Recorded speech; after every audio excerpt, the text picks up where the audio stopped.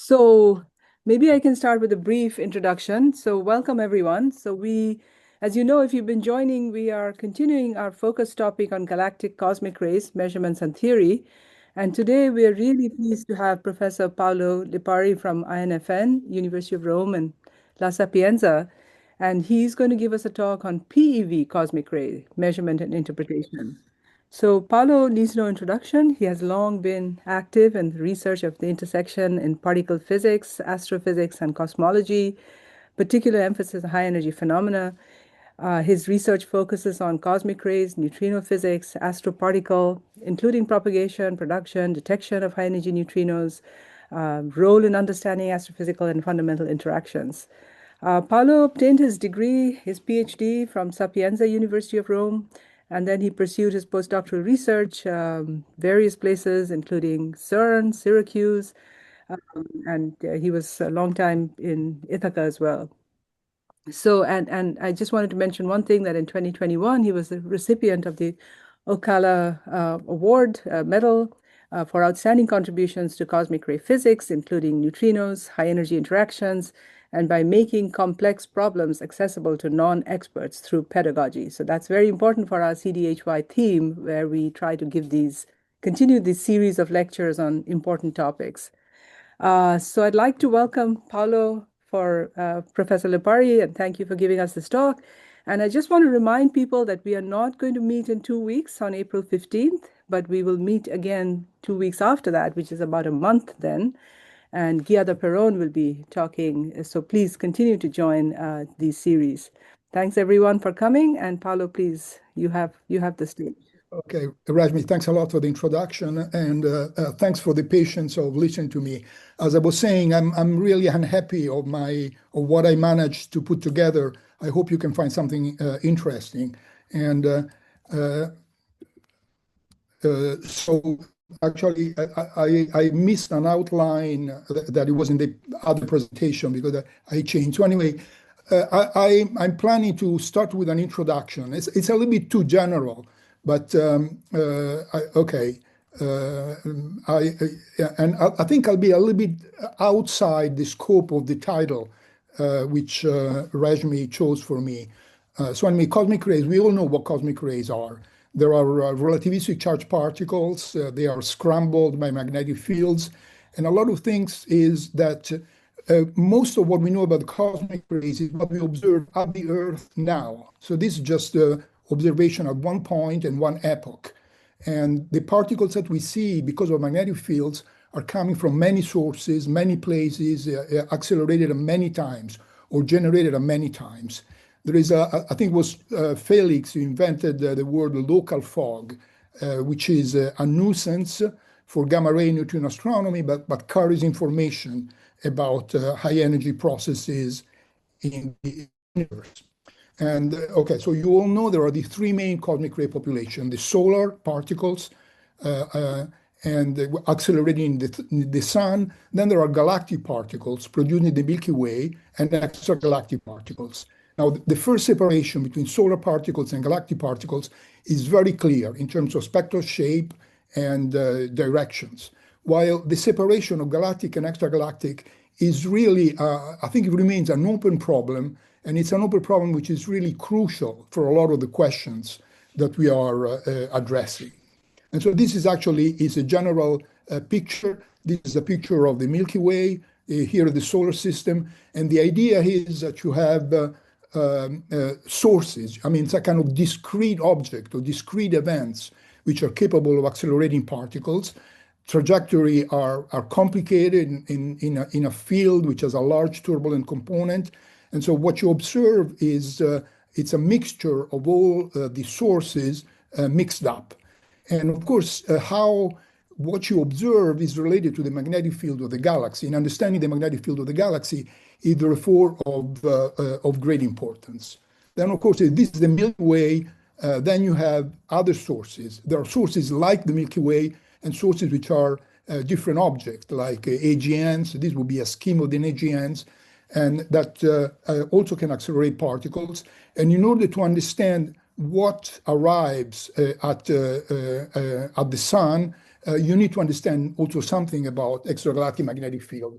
I mean, we all know that understanding the magnetic fields is crucial, both galactic and extragalactic. A lot of the questions really rely on this.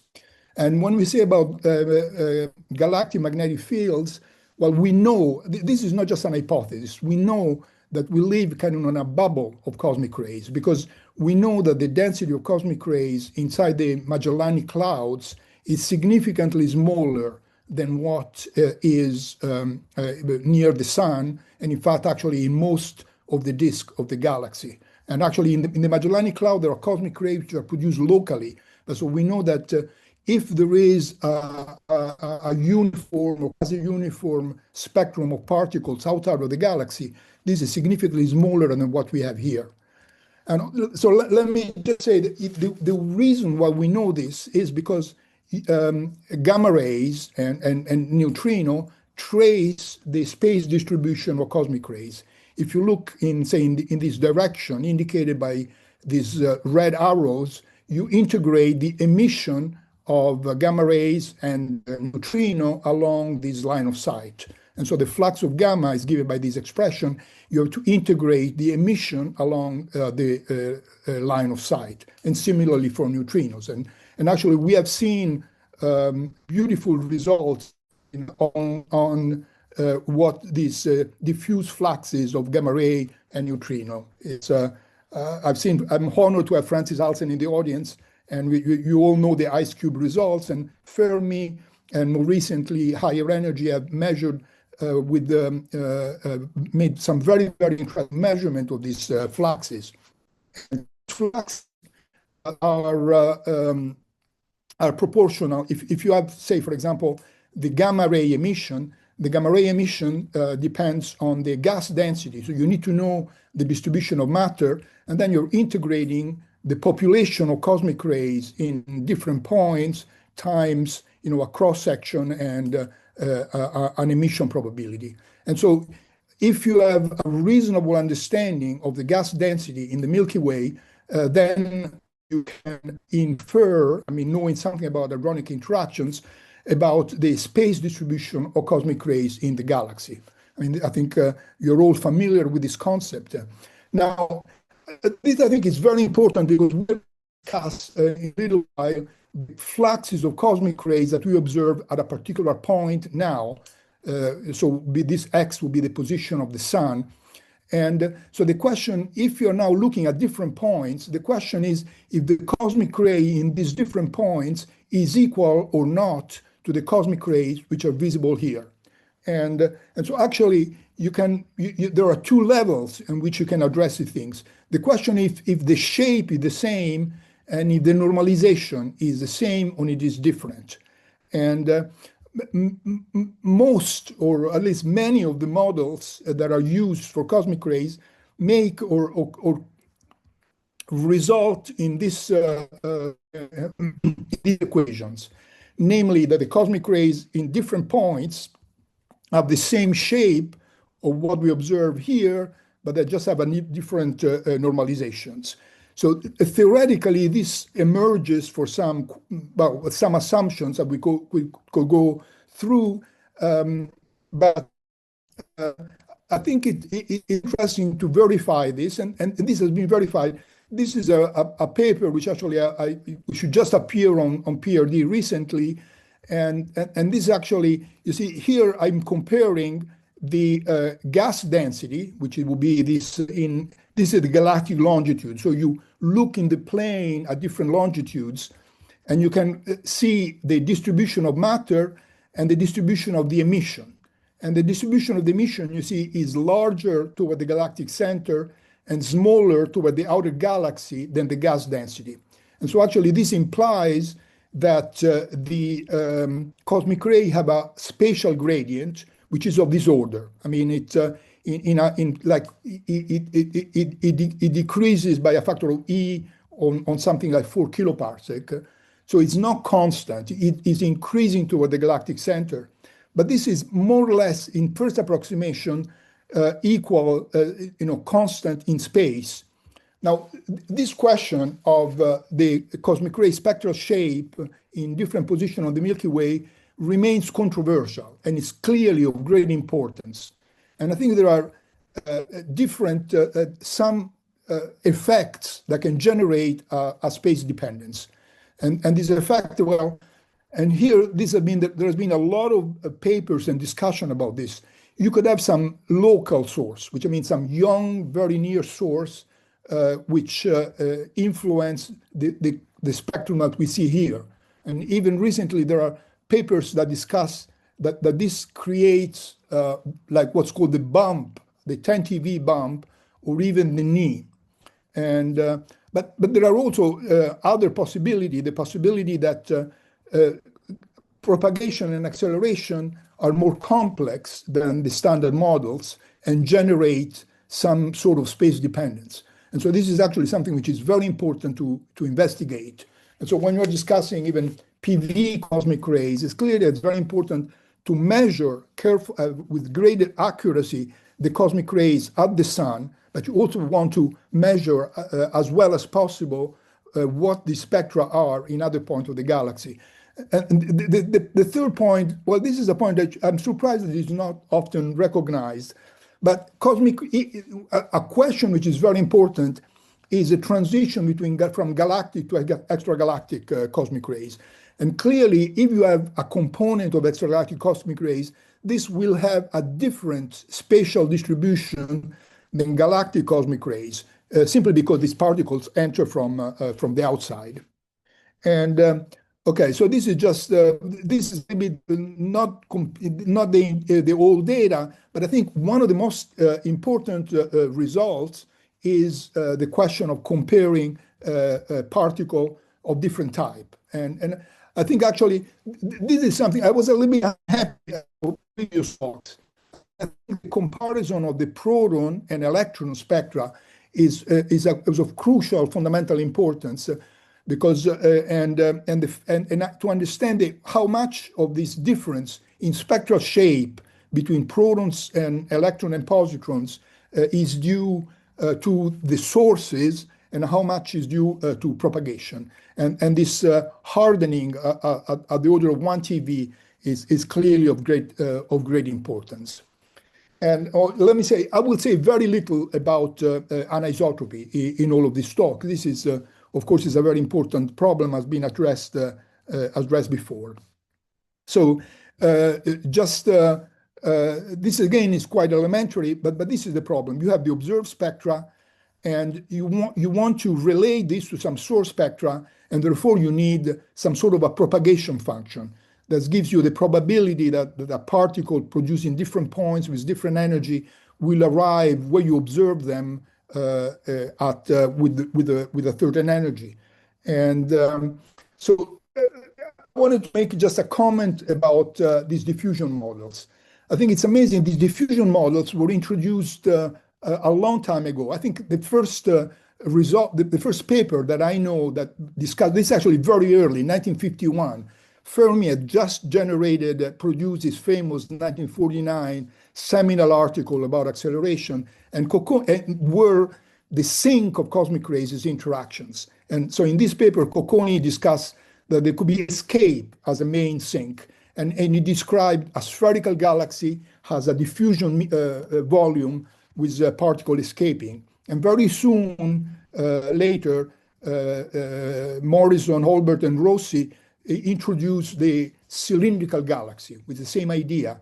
You have a diffusion volume and particle diffuse in this in this volume. And well, diffusion. So this is really too elementary. Well, we all know if you have a source and you have isotropic diffusion in a homogeneous medium with no boundaries, then you create a Gaussian, and a Gaussian as the rate of time the diffusion coefficient. The factor of 2 is because of the convection. And actually note that if you have a constant source, then the constant source results in a spectrum which is 1 over r. So where r is the distance from the source to the point, and it just, well, there is a factor 2 pi, is 1 over the diffusion coefficient. So this means that the spectrum of the source will be distorted by the diffusion coefficient. So this is, there is no energy loss. And actually, this result survives in the presence of boundaries. So this is actually a general result. If I have boundaries, of course, the probability of finding a particle from the source in this point is, again, it's a Gaussian, but it's modified. And actually, you can, for example, in this example where you have like a plain infinite galaxy, I mean, the loss is really dominated by escape on the vertical direction. And so here you have this function, and this function is just a function. If you are integrating, this function is a function of R over H. And actually, it's interesting that there is no additional spatial distortions. All points, if the source is stationary, will emit the same, have the same spectrum, which is QE divided by DE. So it's clearly very important to measure the diffusion coefficient to infer from the observation, from the flux, what are the source spectra. And actually, this is results that, well, anyway, I think it's interesting this. You know, if you have a constant source, the suppression of the events is just is a function of R over H. And it's interesting that in the approximation of an infinite plane galaxy, you have an analytic solution that you can obtain. And the analytic solution, as you can expect, is like an exponential suppression at a distance, which is 1 over H. And so this is a problem which is very dear to me. It's clear that to understand the diffusion coefficient, its size and its rigidity or energy dependent is of crucial importance. And the standard propagation model is based on the interpretation of secondary nuclei, lithium, beryllium, and boron.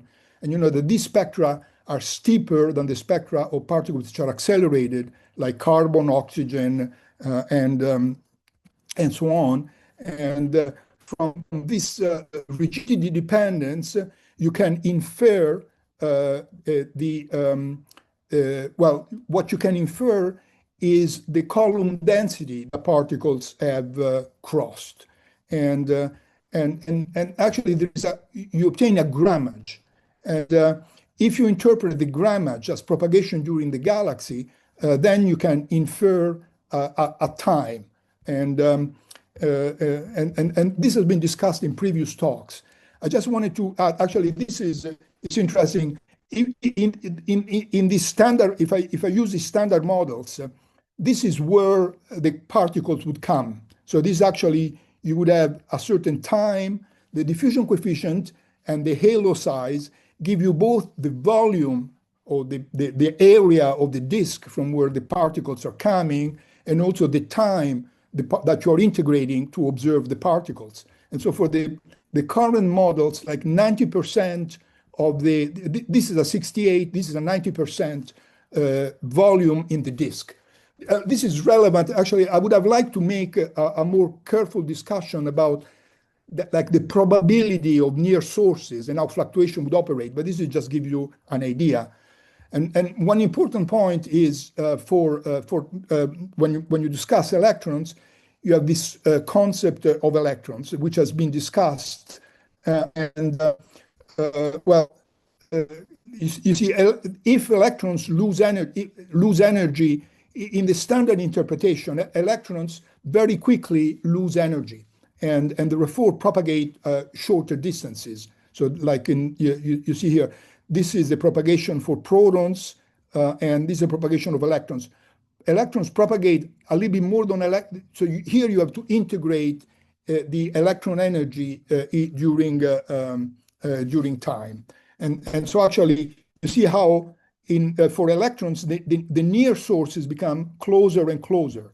So this would be, this dashed line was a integration area for protons, which is actually energy independent because of this effect. If for electrons, lose energy, area shrinks. So this will be the area for 100 GeV, 1 TeV, and 10 TeV in the standard model.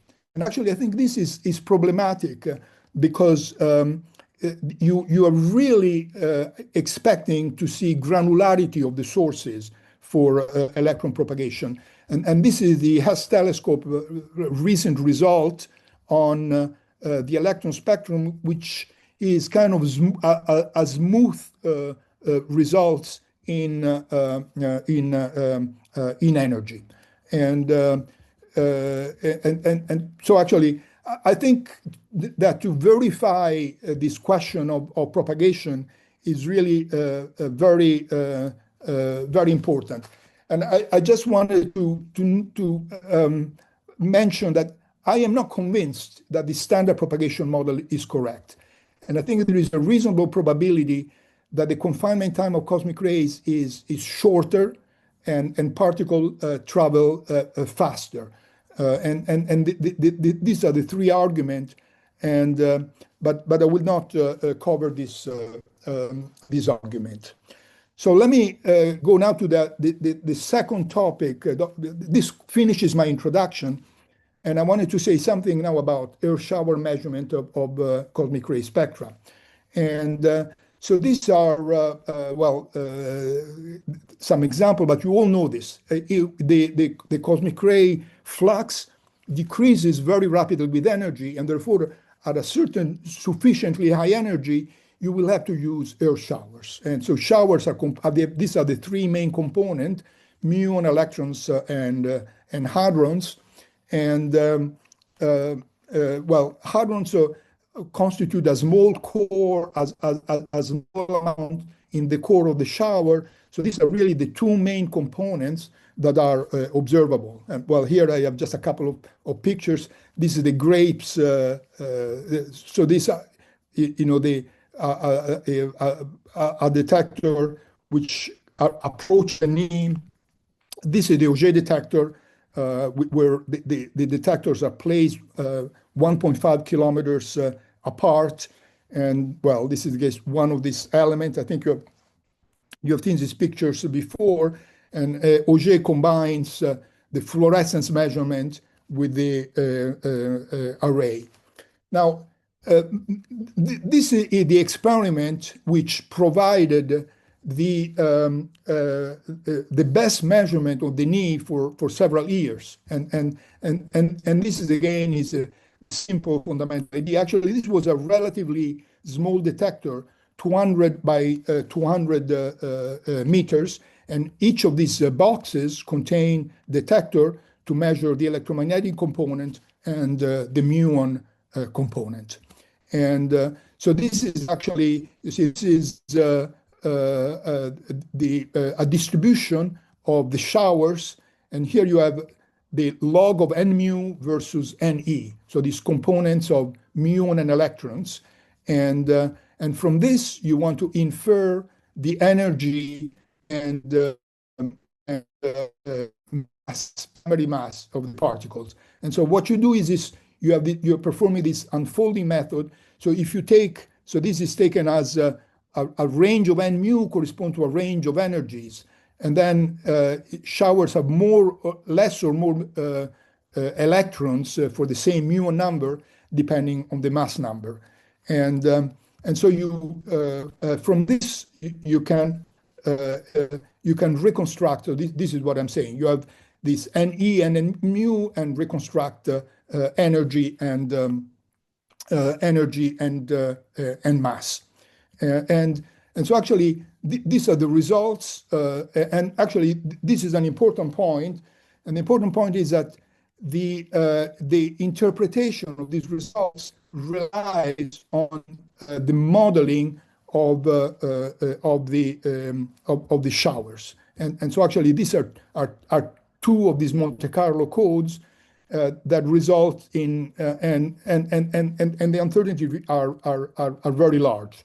So actually note that in many of these interpretations, protons and helium, protons are below helium, but this is with a large systematic uncertainty. So this is again an example of this effect. I think I'll jump to this. I think what I wanted to discuss briefly are the recent results of LASSO. I don't think I need to give too many experimental details on this. So LASSO has, you see, has a much larger area, is 1 square kilometers instead of 200 meters, but as a much superior, a much better muon and electromagnetic component. So these are the muon detectors. These white dots are the electromagnetic component. So here you have a large pool for that actually I will not discuss here. So there are three components in the detector. So you have the water Cherenkov detector, the square kilometer array, and you have a third component, which is a wide field Cherenkov telescope, which actually are here. And so these are these sorry. So these are these Cherenkov telescopes.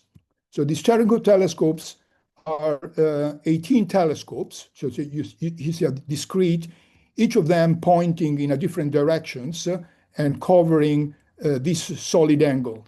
And in the focal plane of the detector, you have 1024 half a degrees silicon photomultipliers that image the shower. And so this is an example of one event. So this is one. This will be the square kilometer array, and so this is the core of the shower, and here you have muon and electron measurements, and this is the Cherenkov image of the shower. And so from the Cherenkov image of the shower, you can obtain, well, you obtain a brightness, so how much light is in the image. And well, this Cherenkov, number of Cherenkov, if you correct for geometry, I mean, what is the impact parameter of the shower with respect to the shower axis, is clearly a quasi-calorimetric energy measurement. And theta max, which the shower as is maximum, is again, for correcting for geometry, it gives you the X max of the shower. And this allows actually a good measurement of the showers. And I think this has been a recent measurement, a recent important measurement of these results.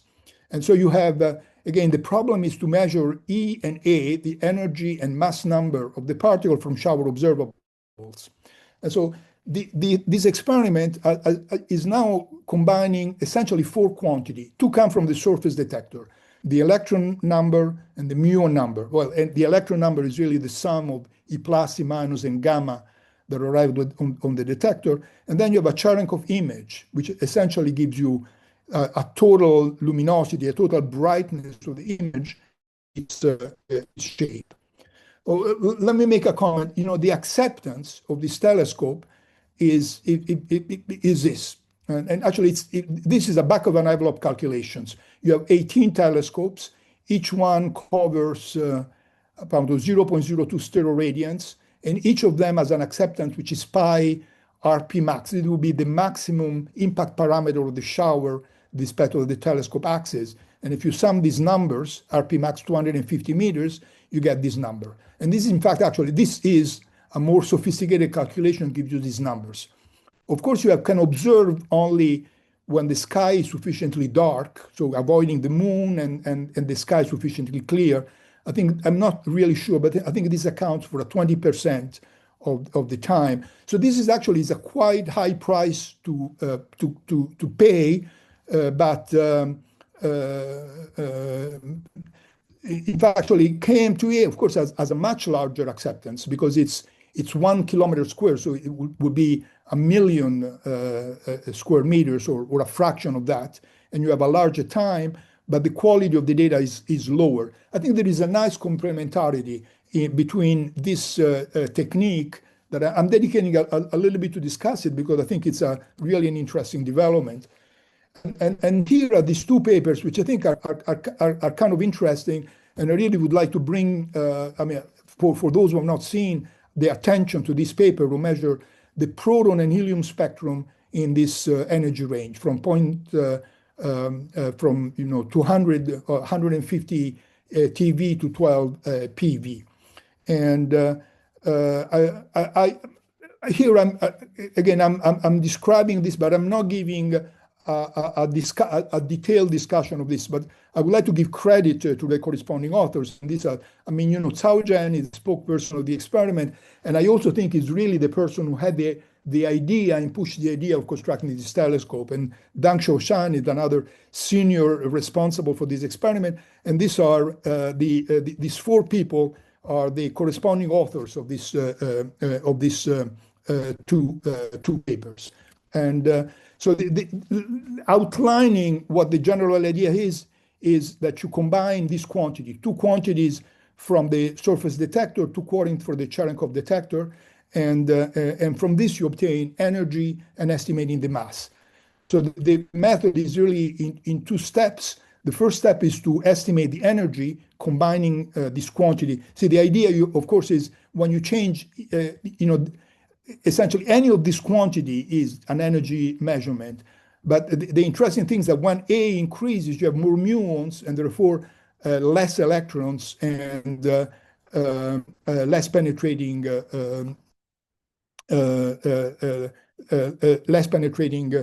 showers. And so you do, and then you construct a mass-sensitive parameters, and this allows to select high purity samples of protons and helium. And so this actually, you see, this is a remarkably good energy resolution. And then you construct these mass parameters, and you can select samples of proton and helium which have really very high purity, and you obtain a high quality measurement. And these actually are the proton spectrum and the helium spectrum. So this actually here you have three spectra which are obtained with three Monte Carlo codes, and in fact you see this procedure when you have multi-parameters reduces the sensitivity to hadronic interactions, but does not cancel it entirely. But this is it's a remarkable progress.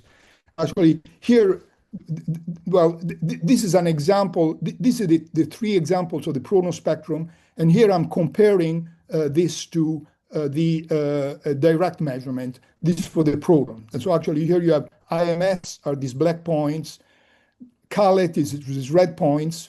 No, sorry, Dampe is the red points, Calet is these magenta points. And actually you see that now you're being able to have, so actually these are a remarkable progress in the direct measurements. And so actually it's interesting that here you're measuring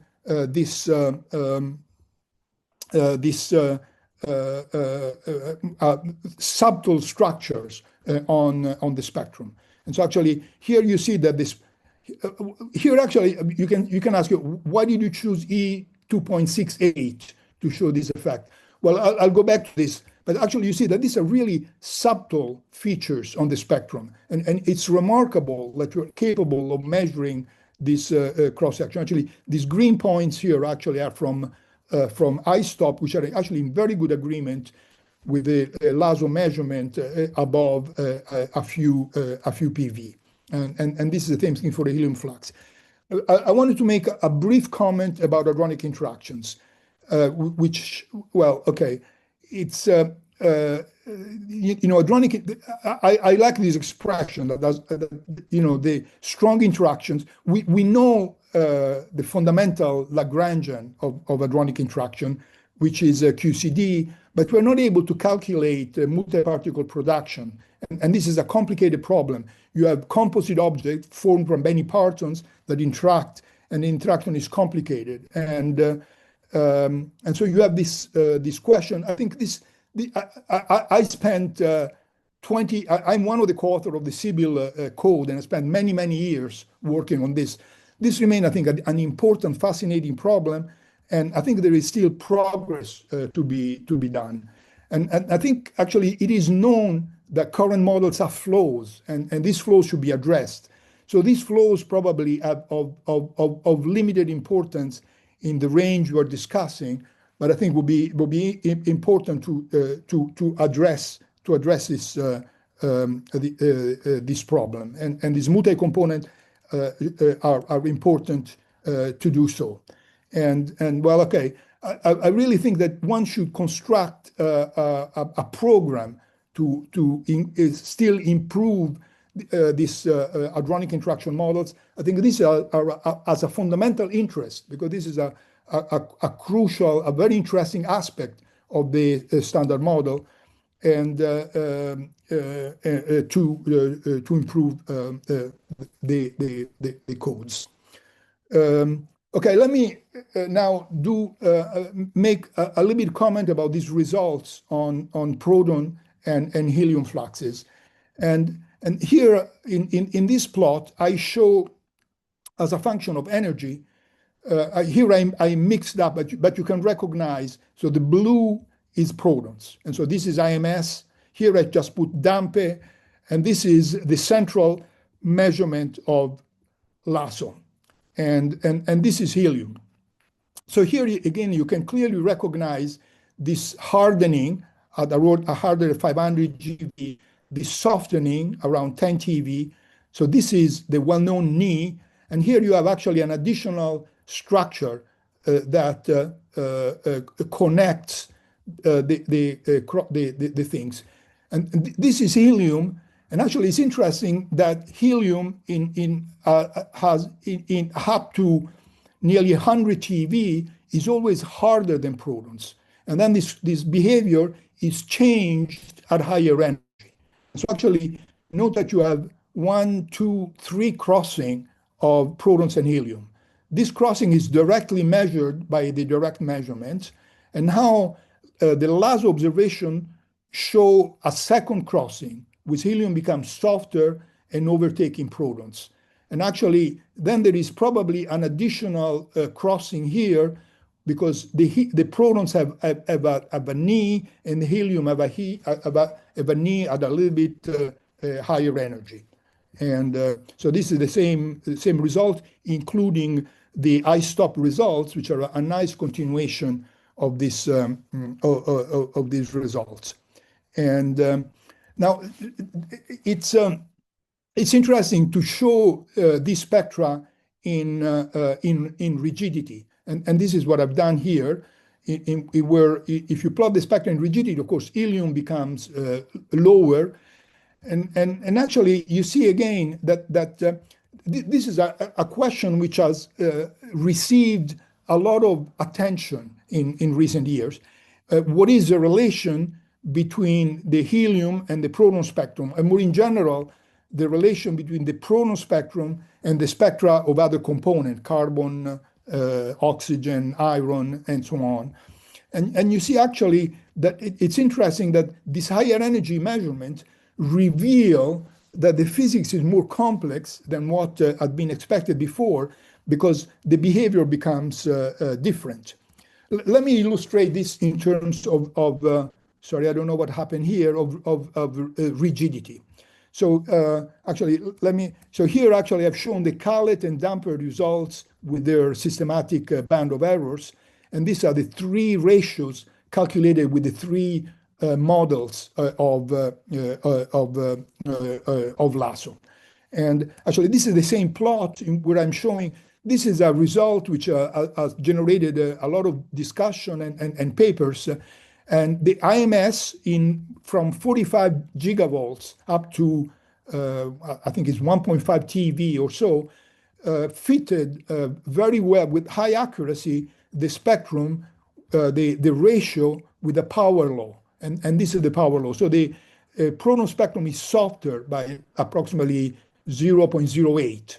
But this, and this has been interpreted in different ways. Actually, if you have listened to the excellent talk of Philip Mersch, he offered a mechanism of acceleration.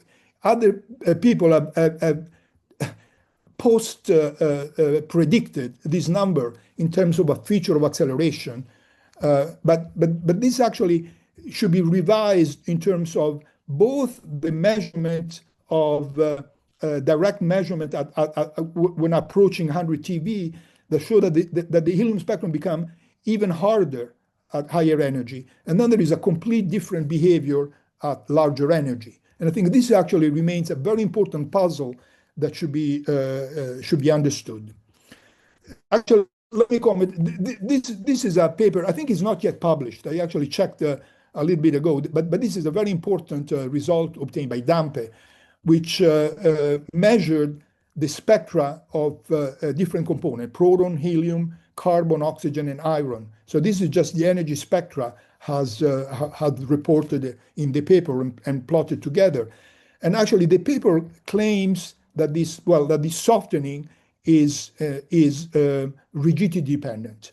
And to do this, I can replot this data in terms of rigidity. And actually, you do see that this softening at 10 TeV is pretty much aligned up something just above 15 TeV or so. Actually, I must say that I find that the rigidity dependence of the structure is not so clear. Here I've just approached the spectrum multiplying by some factors in order for you to appreciate the shape more carefully. So this is done even closer. So here I'm doing a trick. I multiply the spectra by different factors that to enhance the visibility. But you see, okay. So the proton is harder. You see that the spectra above the softening actually have quite different shapes and I think actually this requires a kind of a revision of the modeling of how the structure.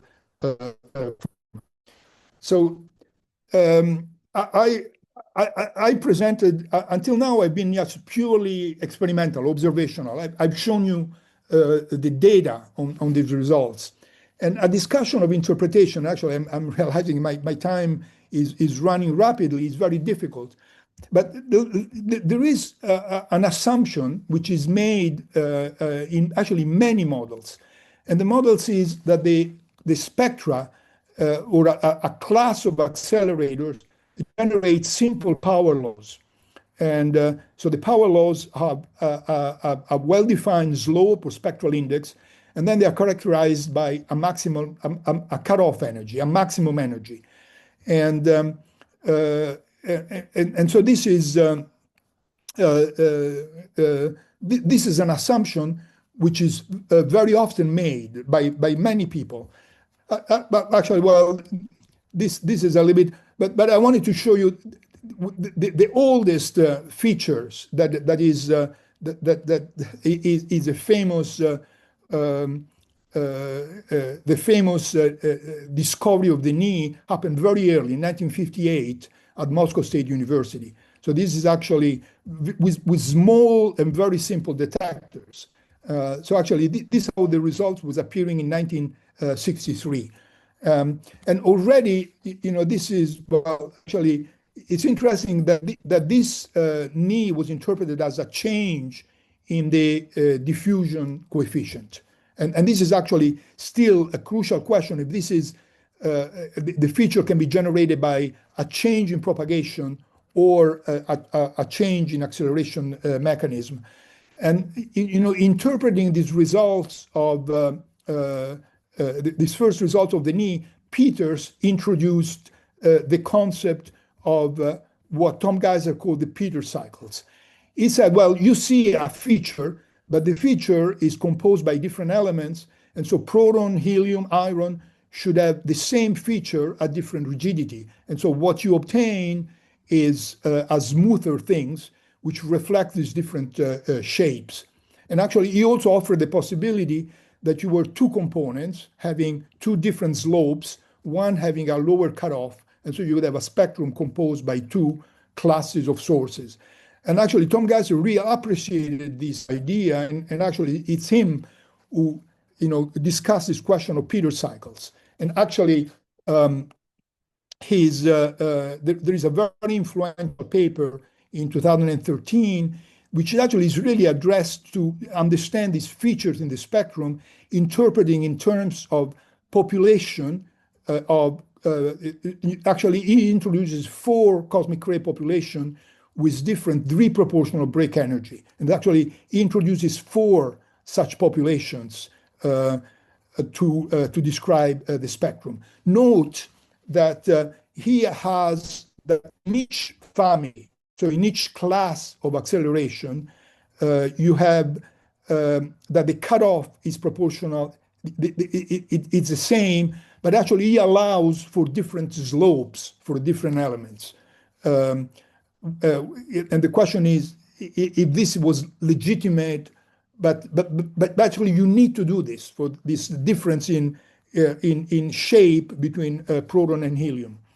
And actually, so let me just say, I think this is an idea which is discussed in several papers, and I call this the multiple source classes. So you have ansatz, and so the idea is that you have different classes of accelerators, and a typical example is, for example, supernova remnant and microquasars. But you can construct different other different classes. And these classes of accelerators release in interstellar space cosmic ray population, which have in good approximation, it must be in good, sufficiently good approximation, because this must be reflected in the cumulative spectrum. And these spectra have equal spectral shape. And so they must have the same spectral index, because to combine and to obtain the same spectral index for the class of accelerator, and the same break energy. So the break energy combined to give the shape of the combined spectrum. So this is, again, is a fundamental idea and the basis of the Geisler-Steinhoff-Thiele GST 2013 cosmic ray spectra. This has been adopted in many ways by several authors. And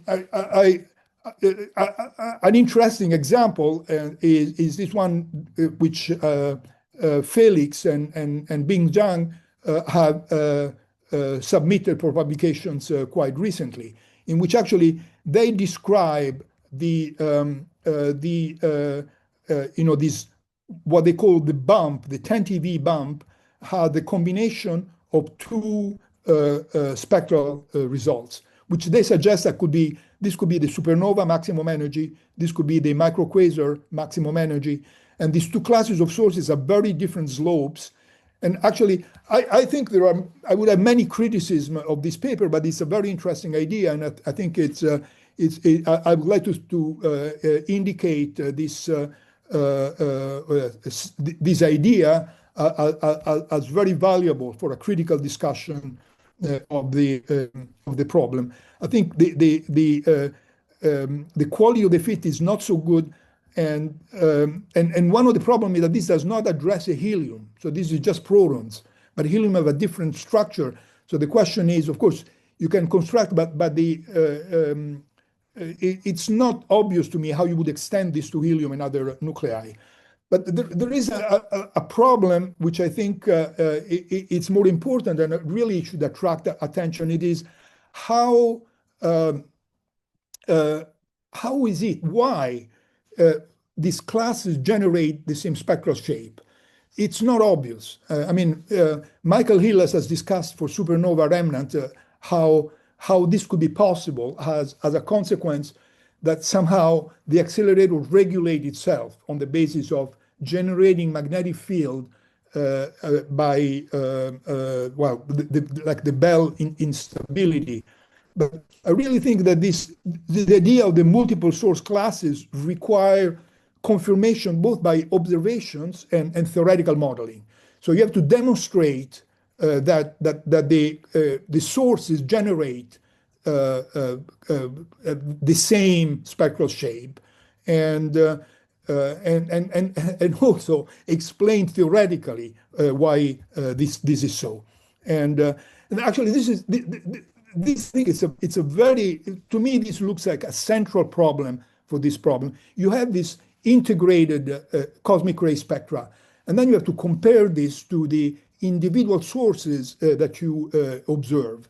And of course, the individual sources are kind of a snapshot of the source at a certain time, and the cosmic ray emission is integrated in time, but you have to be able to relate this. And I'm not going to believe any of these models until they are kind of confirmed by an understanding, a more solid understanding of the sources. And the other idea, which has been widely discussed, is the inclusion of a local source. So this has been adopted by many authors, and actually I'm not given here the results, but I'm just giving you the result which has been in the Dampe paper, which I've shown you before, in which actually here they discuss this as the existence of this local source. And so this is possible. I think an interesting thing is how plausible it is that you find a local source of the right power at the right place. I mean, you could try to relate this to Geminga, and there are some tantalizing hints that this could be related to change in anisotropy. Let me make just a criticism. So I think this local source suffer from some sort of fine-tuning. I mean, in order to have this increase, which is actually, as I said, it's an increase of maybe 20% on the flux, you need to adjust the maximum energy of the local source, because this peak is due to the maximum energy of the local source. And also you have to adjust the slope. Here you have a little bit more freedom because of how things are. But of course you can do this. But the question is this real? It's a little bit surprising that you have one source of this particular maximum energy when most of the other sources have much higher maximum energy. But this is certainly a possibility that should be discussed. I'm a little bit embarrassed, but I would like to discuss a very ugly alternative explanation for at least some of the feature. And I'll call this the statistical soup ansatz. So statistical soup is the name which was given by my friend and colleague Silvia Vernetto, and it wants to be derogatory, is critical, and say, oh, this is a stupid idea, or it's an ugly idea that has no predictive power. But let me say why I think this is something that should be discussed. Well, I think the idea is that the power law form of the cosmic ray spectrum does not emerge from one or few universal spectra, but is a combination of many spectra of different form. They combine to form an only approximately power law. Let me illustrate this point. This is the proton spectrum. And here I'm just multiplied by E squared times flux of E. And actually you can clearly see the knee, and you see how subtle are the other features. And this is what I'm doing this. If you multiply by e to the 2.68, all these fluctuations over 6 orders of magnitude in energy, and therefore 15 orders of magnitude in flux, they deviate from a power law by approximately 20%, not more. So the question is, do you have the right to believe that this power law is so precise over 6 orders of magnitude, or these are just fluctuations? You have a little bit more sources of one type nearby or in approximation. So in some sense, this is a very pessimistic view in which you do not have a simple, clear-cut explanation, but I think it should be discussed. And this actually, I find it's not obvious to me that the cosmic ray sources really will generate simple power laws. The richness, gamma ray astronomy has a richness of different forms of spectra, and actually can demonstrate. So this is actually this experimental data. This is a gamma ray, extragalactic gamma ray flux, which is formed by the combination of individual sources which can be fitted by log parabola spectra. And these all log parabola spectra combine to form a nearly power law spectrum. And I'm wondering if this is what happens for cosmic rays. Okay, I'm finishing I'm arriving to the conclusion of the spectrum. I would like to very briefly touch an additional argument, and this additional argument is the spectrum above the knee. And in the spectrum above the knee, so this is the result of tail. And actually, let me just show you this in this form. So, so this is the knee, which tail just starts to see. And here you have, there are these two additional structures which have received attention. This one is has been discussed quite extensively, and it's the so-called second knee, a breakpoint at the log of energy in electron volt 17 or so. And then you have the other structure, which is sometimes these are not really a universally accepted name. Sometimes it's called the low energy ankle. So it's a hardening, which is just above the knee. And so the question is what they are. And in addition, if you go to even higher energy, actually here, this is the Auger spectrum, just results just above the second knee. And here you have, this is the ankle. And so the Auger spectrum now discusses the existence of additional structure in this very high energy part of the spectrum above 10 to the 19 electron volts. And even there, so actually, I wanted to show you this. This is a very interesting paper which presented for the Auger collaboration by Esteban Roulet at the last ICRC. And so this is an attempt of fitting the spectrum above the knee. And so actually here you can see that this fitting is performed in this way. So this is the galactic cosmic ray, this dashed line over here. And this dashed line is constructed with, a Peter cycles with protons, helium, etc., generating like this. And then actually the rest is two extragalactic components, which have, again, are also some Peter cycles. And actually you can see, so you have one peak and a second peak. And you can see this more clearly, for example, for carbon and oxygen. So you have two peaks. And so actually you have some, and here you have a very hard component. And this, I don't know if, sorry. And this part is, this cutoff at low energy is due to a low energy cutoff which generated from the penetration of cosmic rays in the galaxy. So anyway, this interpretation of you all know that this evolution, that Auger finds an evolution, this cutoff at high energy is like the maximum, reflect the maximum acceleration energy of cosmic rays. And even here, you have two components which have a Peter cycles with two separate break energy. And so the interpretation of the Auger result seems to require now two extragalactic components. And of course, a crucial question is to see if these extra components are or not extragalactic, and this should be investigated. I think I've concluded my time, and let me go to the conclusion, and I'll happy to address questions. My conclusions are fairly obvious, and let me give them. Part one is observational.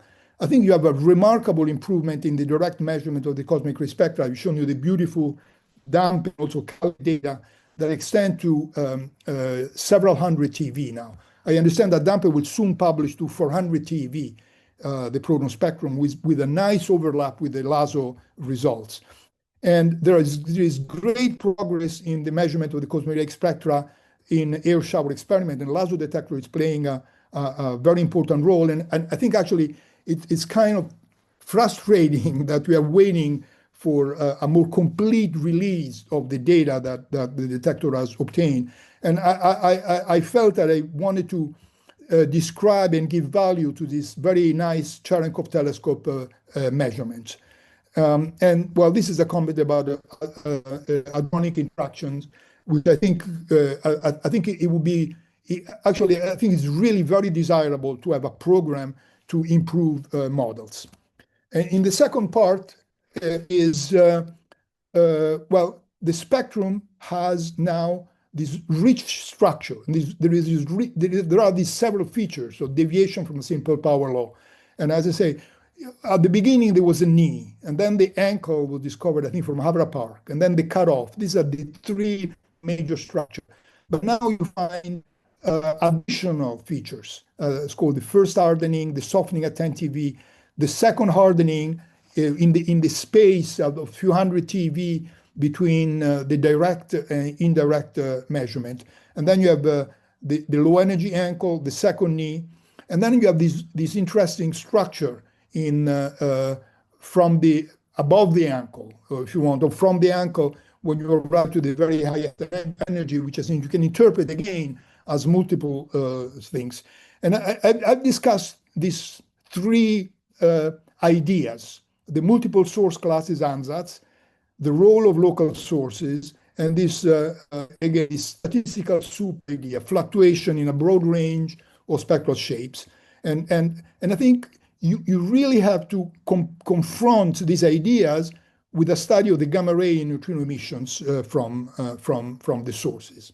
And I mean, somewhere here you have the transitions between galactic and extragalactic, which I think is really of crucial importance.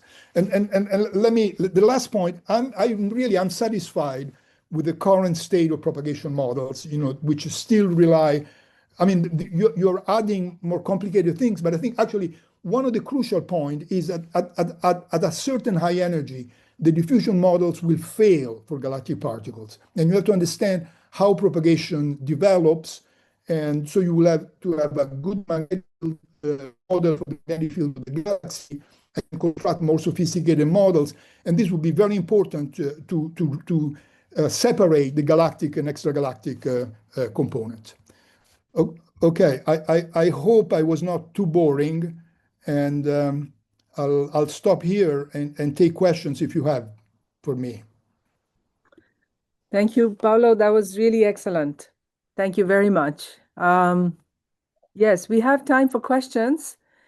I also want to just remind people, I'm going to post the website. Please continue to join. We don't have a seminar in 2 weeks. But then we will be continuing on. The other thing I wanted to mention is if you want to get emails from us directly, please send me your email and we will add you to our mailing list. So let's take some questions. Susumu, do you want to go ahead? Yes, thank you very much for the really insightful overview. I'll begin with one question. So do I understand correctly that when you compared when you looked at the recent damping measurements of the spectra at around GeV to TeV, that the break, the hardening, the energy of the break may be at the same rigidity, but the spectral indices there seem to be different for different elements. Is that yes, this is let me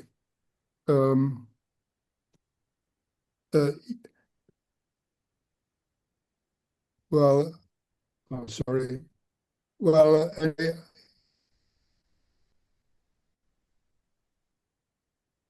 yeah, you see, this is the result of this is really the result of IMS.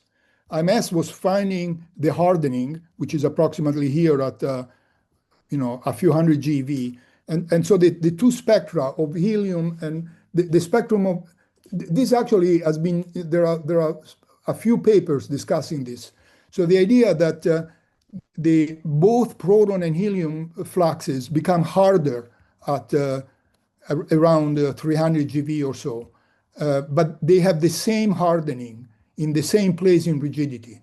So this would explain as perhaps that the helium spectrum is always harder by a certain fixed amount with respect to protons. And I think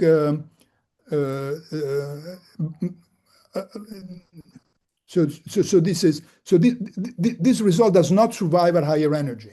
So this is the point I want to make. It was not surviving already for Calet and Dampe, and now is dramatically violated at higher energy.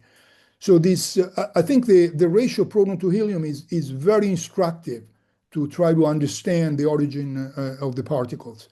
And so actually, this, of course, could be reflected by a different combination of sources. Some are more rich in helium and then become poorer.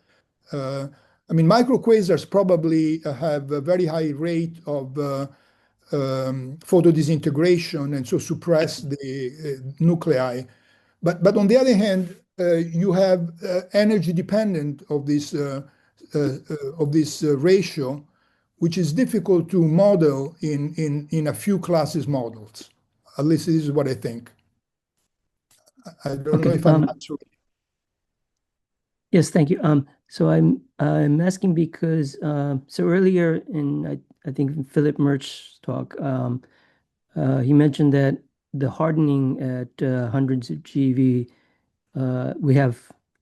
we may have at least some understanding because the location of break seems to be at the same rigidity for different elements, and also the strength of the break is twice as hard for secondaries compared to primaries.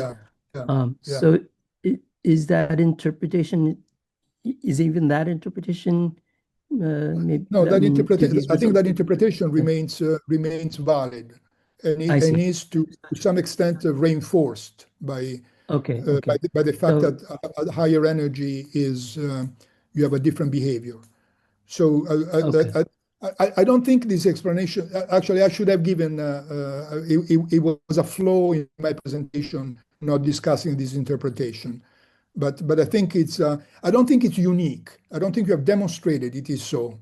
But I think it's a leading explanation. It's consistent with the data, and would explain this, because if it is propagation, of course, it would influence all elements in the same way, and the fact that the break is larger for lithium, beryllium, and boron is certainly consistent with this idea.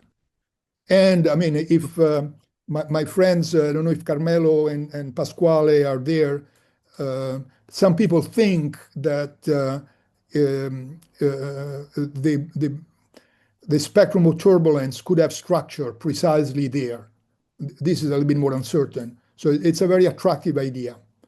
But I don't think it's proved, actually. I want to be a little bit skeptical, but I think it's a very attractive idea there. For the other structure, it's more difficult to even if actually it's tenable. But then actually the non-universality, I've tried to demonstrate that even the softening at 10 TeV is far from universal, even for the Dampe data. I think the Dampe paper, if I want to be informally, is overstating the fact that the softening structures are rigidly dependent. Okay, thank you. Thank you, Paolo. Let's move on. Matthew? Thank you for the talk. I had a question about the differences in the predictions between this kind of statistical soup interpretation and the single source interpretation in terms of the high energy fluctuations. My understanding from the kind of visuals being shown here in terms of the actual amount of contributions from all of these kind of supplemental sources is that you're now dealing with, instead of having one dominant source at these energies, you have now a couple, 3 or 4 or something. Now, perhaps you can extend that further, but is it really just kind of a generalization of a single local source to say, okay, now we have a couple local sources, and you basically get away from this fine-tuning problem by just adding additional free parameters that basically can model out a lot of the issues with the single source? Thank you. No, this is a good remark. No, but in my view, at least when I think this idea, I think of not of 3, 4, or a few sources, but to many sources. I think that well, this is a question that for me is very important. And actually, we had a discussion. The gamma ray sources have a very large range of spectral shapes, and most of them are curved. And of course, there you have. It's very complicated to analyze them. But I think that if the spectra are not power laws, fluctuations are much larger. So you could have that in the sources sources will generate most of their cosmic rays in different energy ranges. And so it could be that you are favoring the emission around 10 TeV. This is the qualitative idea. And so the qualitative idea is that you have really, large the fluctuations remain. I think actually this is intriguing. If you have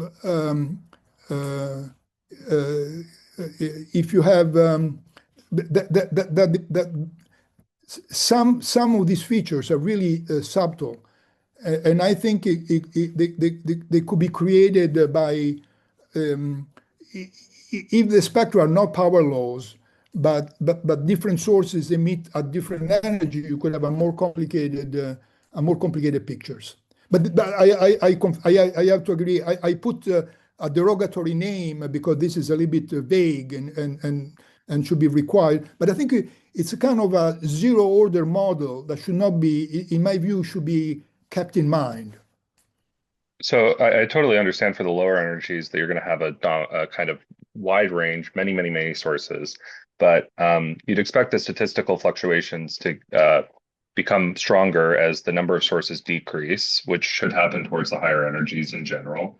And so when we get to the top part, I'm wondering if this basically ends up just converging almost to effectively a single source at the very tip of the source spectrum, or whether or not you're still picturing it as hundreds of sources contributing to the top of these cutoff energies.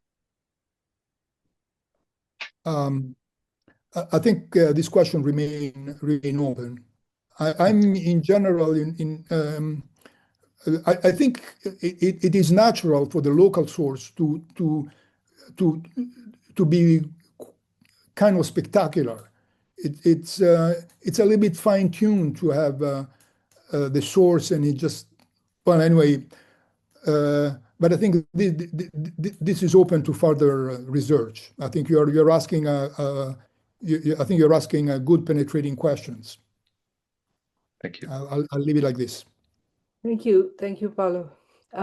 So yeah, Evgeny. Maybe a little bit naive question. What do you think? Is it possible that the properties of diffusion in the galaxy change over time scale of propagation from the sources that are within reach? The structures that we see are really tiny. It's like 10-20%. Why it cannot be propagation related in this sense, that propagation itself need not to be something constant over time? I think it's a legitimate question. I find it very unlikely, but it's a legitimate question. So actually, I think this question is a propagation stationary. I mean, sources, of course, are not stationary, or at least they fluctuate because they're nearly certainly transients. I think it's interesting, especially now there is this, not only an idea, but something which is demonstrated, that sources influence their environment because they release cosmic rays in the environment, and this influences the magnetic field, so that diffusion coefficient around sources generate halos and so on. And so you certainly have a local effect of propagation around the sources. If I mean, on a galactic scale, I think it's very likely that the general structure. I mean, I'm open. I'm open to more complicated situations in which different parts of the galaxy have different properties somehow. Because I mean, you have spiral arms and so on. So, but if you enlarge the scale, it's natural that you enter a more stationary. But again, these are things that could be explored. That could be explored in more detailed studies. Thank you for the remark. Maybe something further. If you think of something further, let's try to develop. If you think of propagation then the sources that you see in a typical situation are basically one half of the galactic disk away from us. Otherwise, they are exponentially decayed because of the diffusion, right? This is what you have shown. Yeah. So to influence these local sources, actually you may have some local processes that influence local properties of the galaxy, local in the sense that hundreds of parsec, more or less. If it's not local enough, then okay. You don't think so? I think I'll leave it as a comment for all of us. Your remark. I'm open to. If I want to make a general comment, I think that many of the we should be very open to a critical vision of the ideas about cosmic ray propagation and sources and so on. This is my attitude toward this. I think you have to be open to explore different solutions. That's so. Yeah. Okay. Thank you. Thank you. Thank you. Ivan, please. Hi.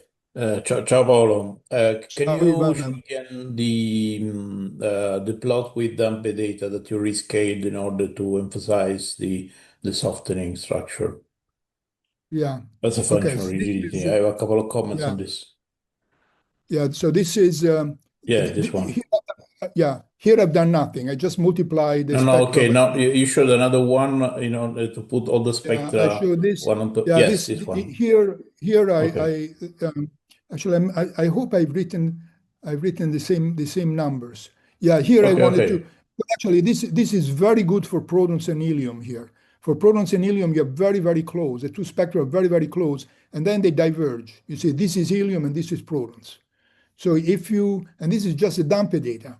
So in the Dampe data, if you have, but please make a comment since you are one of the authors. Comments which yes, actually is a beautiful paper. I sorry for criticizing, but I think this issue of the rigidity dependence is so important, and I think there is more in your data than what you state. Yeah, so I have a couple of comments on this. So you said that. So I will not speculate too much on the spectral indices above 15 TeV, so after the softening, because the uncertainties are still large. So of course these are the fit values, but still you see that now just looking at the Dampe data. Of course, if you do a combination, then it's different. But if you go back, I wanted to show you. I don't find. Yeah, the point is, no. Well, okay, sorry. I don't find the plot I wanted to show you.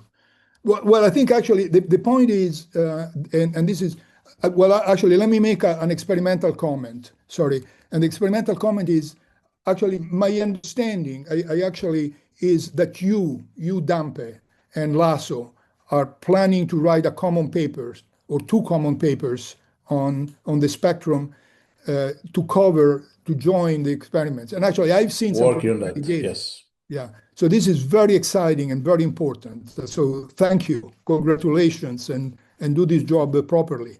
And actually, these different shapes of proton and helium above the softening are, which actually is what I've shown you here, are confirmed by the analysis, are in good agreement with Lasso, and they're very different. So I think that's fine. What I wanted just to underline you're really is seeing that a real difference. Yeah, but what I just wanted to underline is that if you go to heavier elements, the uncertainties are still large in order to be possible to say that we have different spectral indices among carbon and iron, for example, things like that.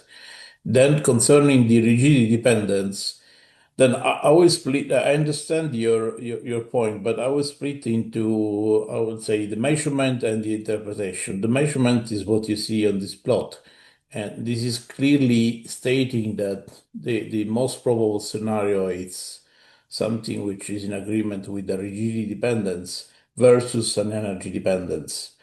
Then the explanation of this, the interpretation of this is a different fact. So I will stop just at the first part. That's my duty, and producing this plot and then saying, you see, look, it's something happening at the same rigidity within the uncertainties. Then what this means in terms of interpretation and if this is acceptable or not, putting together other information which are not in this plot, then it's a different story, and then I might agree with you. I don't know what's your feeling. Well, thank you, Ivan. I think I'll let you the last word on this. The data is beautiful, and and we want more of it. But I still think it seems to me that the structure of helium and protons are very very different. No, I don't find the plot. Sorry, maybe well, okay. Okay, but I'll leave it like as this.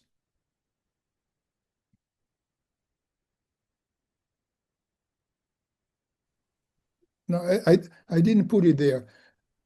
Sorry, I didn't put the plot I wanted to put in the things. Sorry. Okay. Yeah, anyway, I agree with you that proton and helium are so different, and we should understand this. Yeah. Thank you. Any last question? Is Felix there? Felix, do you want to make a comment? I would like to invite Felix to make a comment. Yes, Felix has been here. Maybe he had to. He was sent bored. me. Okay, Don't don't worry. I wanted to have. I certainly. Well, anyway, I hope I was not too boring. And oh no, this was excellent. And this was. if you if you want to discuss and have comments, I'll try to write down this more properly. But if you want to discuss this, please contact Yes, me. of course. No, Felix sent me a note that he was having some internet problems. So I think I saw him. I'm devastated. Felix didn't want to listen to me. Okay, no problem. No. Thank you very much for a great talk, and I think we will end it here. And Paolo has invited us to get in touch with him, so please definitely do. And see you in 4 weeks. Thanks everyone. Bye. Thank you. Bye.